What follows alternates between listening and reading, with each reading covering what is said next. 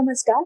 MSEDCLच्या residential ग्राहकांसाठी energy charges हे slab wise आहे. 0 ते 100 युनिटसाठी एनर्जी चार्जेस 4.28 रुपये पर युनिट आहेत. 101 ते 300 युनिटसाठी 11.10 रुपये पर युनिट आहे. 301 ते 500 युनिटसाठी 15.38 रुपये पर युनिट आहे. तर 500 युनिट पेक्षा जास्त युनिटसाठी हे एनर्जी चार्जेस 17.68 पर युनिट एवढे आहेत. आता ह्या एनर्जी चार्जेस मध्ये परत fix charges, billing charges, fuel adjustment charges, electricity duty हे सर्व ऍड होतात आणि त्याचा परिणाम म्हणून पर युनिट चार्जेस वाढतात. कसे ते पाहूयात. एखाद्या घराचं 100 युनिट्स एवढं विजेचं कन्झम्पशन असेल तर त्याला साधारणतः 852 रुपये एवढं वीज बिल येतं. त्याच्यामधून फिक्स चार्जेस वजा केले तर विजेचा दर होतो 7.2 रुपये पर युनिट. तोच वीज वापर जर 1000 युनिट एवढा असेल तर वीज बिल येतं 19,500 रुपये आणि विजेचा दर होतो 19.4 रुपये पर युनिट.